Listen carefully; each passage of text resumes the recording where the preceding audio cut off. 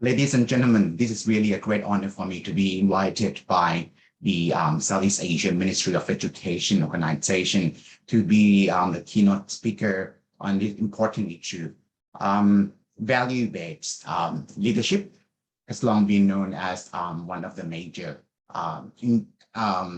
types of leadership style that tend to work and inspire people in the organization. And in particular, when you look at the critical issues that you will need someone who can really inspire the organization, such as sustainability or the issue on gender equality, as I'm going to discuss this. Values-based will be and has always been one of the most effective ways to lead the organization. And in particular, for this event, we are focusing on educational institutions in Southeast Asia, where you work pretty much in the new way of working, the new environment, as we face changes in educational setting due to COVID-19 pandemic. Okay, so we have to look at the points that I'd like to address with you. The first part of our chat today, I would like to really address the point on importance of value-based leadership to organization, and then its relationship with gender equality. And the last point would be, so where do we go from here? Again, allow me to address that my talk today will be based on a few existing studies from my team in Thailand, and will be one paper I did many years ago in Australia. And also we've done a lot of literature review from IBM and other financial institutions to look at the role of leaders and the types of leaderships, in particular value-based leadership and critical issues. Okay, so first, let me just share with you the PowerPoint or something that will help you to see visually from the speaker perspective. Okay, my name is Nat, and I am an associate professor in business, in particular in international business and social issues in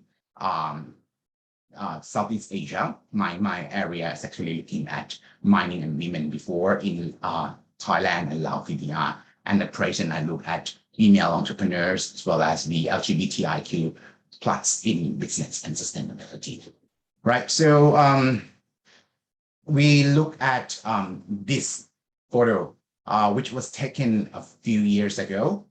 Okay, we talk about the rights of women in Sub-Saharan Africa in the area of information communication and technology, or digital technology as well. This was the workshop done by an international agencies, and say since 2009 we start to observe the rights of women in education and training.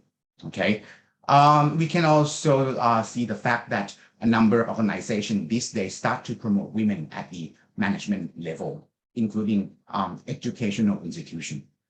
But having said that, there are still a few points which I think I have to address here as a key issue, since we realize that when it comes to the growth in women empowerment and roles of women in education settings, we still face the fact that there is misrepresentation, or perhaps the lack of representation of girls in areas such as STEM education, which is science, technology, engineering, and mathematics. And to make it more daunting for us, stat from UNESCO also revealed that although 74% of girls in STEM education rates that they're interested in working in this kind of work, but only 13% could make it to the career. Then that could be because of a number of gender bias issues. Okay, so in this kind of situation, we think leaders would be one of the main issues or persons who can make a difference in terms of the promotion of quality and equity in life for girls and women subsequently. Okay, But you need a leader, an educational leader who is really inspiring and see the value of being equal in terms of gender, in terms of other aspects of life as well. Okay, so leaders guide and facilitate others to make a positive differences in their own lives and to contribute to a larger good. That's what we would look for at the moment by focusing on what people believe and value, and then positively building on this understanding. We have the potential for impact for more sort of wide range of people than just give them some solution in a simple way. A great example is one of my secondary school teachers. She's my ajan in our language. Ajan is like guru, but she didn't really teach in the so-called mainstream subjects such as mathematics, English, science. She's a guidance and she's a counselor, and that was my year 9 when I faced the crossroad of my life in terms of which area I should study, what would I be. It was a tough decision making, but I have my Ajahn Bang On who really showed me how to make my own decision based on life goals. And she talked about the integrity and value that I should stay with it. And that, was quite something that bizarre for me. I never heard of or learned that kind of language and idea since I was only 14 or 15 at that time. But then she guided me throughout the whole process. Shall I say that I am what I am and who I am? That's basically, partly, and a major part as well is because of her, right? She's the one who really creates value. She has that sort of value-based leadership to her students. And that wasn't just me. 200 and hundred of students at my time felt the same way too. Okay, so if we see that as one example from my life story, I'd like to address the fact that value-based leadership can really build itself on the values on both the leaders, in my case, my teacher, and the team, me as a student. And if you think that may change with time, I disagree. I've seen organizations these days, in particular during the pandemic. Study from IBM confirmed that organizations that focus on value, for example, on gender equality, tend to be resilient and come back with more innovation and ability to improve the condition of their financial and production much quicker than generic organizations that work upon the daily basis. Right, so this is important when you think of this issue. And for us here listening to me talking on this Zoom, there are a number of reasons for me to confirm with you that value-based leadership would be a pivotal point for us to address. Okay, let me be a bit of academic now. I started by looking at the literature in leadership, and the review shows that leaders or managers in some circumstances, I know they're not the same, but let's say leader with a strong moral devotion would tend to be those who perform better and then promote positive organizational behavior through their moral image. And subsequently, we look at the psychological aspect. Study in 2013 by Epitropiki, which are published in Frontiers Education, define that followers will rely on cognitive simplification to cope with complex information processing. This is especially prevalent in the situation where our value-based leader lead the organization, and it is well associated with a top-down sort of approach that often require followers to interpret the presented value of their leaders. Given that the value-based leadership circle around the concept of morality to address questions such as sustainability, justice, and equality. So that's go together hand in hand. So this point helps us to see why we should take this issue seriously. Okay. The next point for me is you might question why we spend on time, looking at this issue. That's the knowledge behind the philosophy of value-based, because you need to motivate. You are not going to tell people to change. but you are going to lead them to change. You motivate them. You tell them what's in that for them, right? So personal value could be anything on the daily basis life. And this is the approach that I call it pay it forward. In the 90s, there was a story on someone who wanted to make a difference and then spread the concept. So from 1 to 2, 2 to 4, 4 to 18, it's like pay it forward in the larger scales. That seems to work so well. So in a nutshell, if you look at this, again, what they did when it comes to value-based leadership, they set direction, not only for them, but for organization and the followers to go together. They create the culture where people focus on certain area of values. For example, if you think gender equality should be the culture, then put it as the DNA of the organization. They improve individual because they believe that instead of providing structural organization that is firm and consistent, they also need to improve individual who become the future leader of the organization. And the last one is looking for opportunity to hook up or share with other departments or dynamic business in the area. And with all of this circle leads to good points, such as stronger relationship among members of the organization. It certainly creates productivity, set clear goals, and help with the decision-making process. I think I sold the idea of this to you, but we are also facing the language of gender equality. There are many ways to look at this, right? Well, I'd like to start that now we are living in the discourse of gender in many ways. The discourse of gender that really seems to be quite a thick cover for current climate is the language or the discourse of access and equity. Sorry. If you look at the UNDP Declaration of Education Rights, the aim it's all about access, because the inequality among men and women or girls and boys at school can really influence achievement in education and academic, right? As well as poor access to modern knowledge and education. And since organizations such as UNESCO promote lifelong education, which is significant for all of us, we know that, the continuation in education can be a part of the problem. So all of this come into big picture of the gap in education for boys and girls. If you look at the so-called Sustainable Development Goals on gender equality, for target 5, I think there are 6 sub-targets, right? You'll find issues such as the discrimination against women and girls, which can be solved by rules and regulation, violence against them, elimination of forced labor and anything that harm girls and women, as well as recognition of domestic work and care.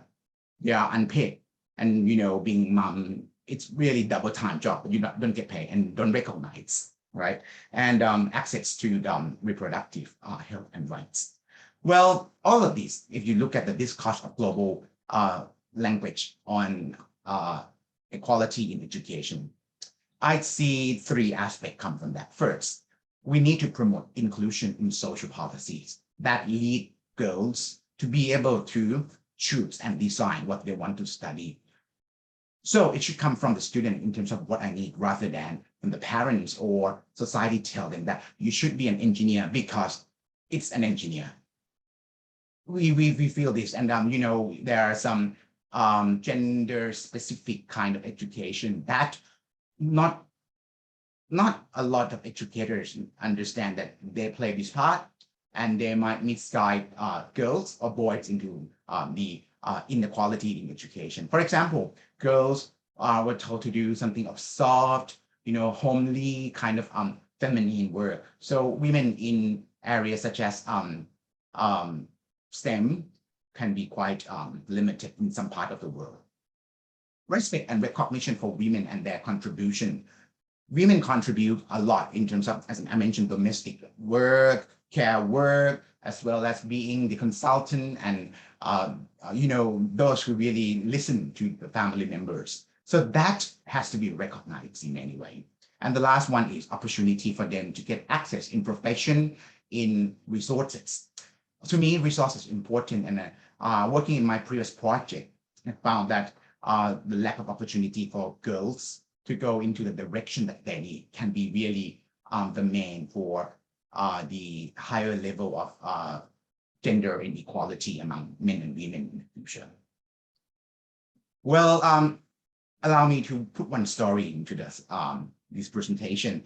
I sort of introduced myself to you informally that apart from working at the university in Thailand, at Mahidol University College of Management, I also play a part of a member of the National Committee on Gender Equality. So we look after these kind of issues. And I learned a lot from this work.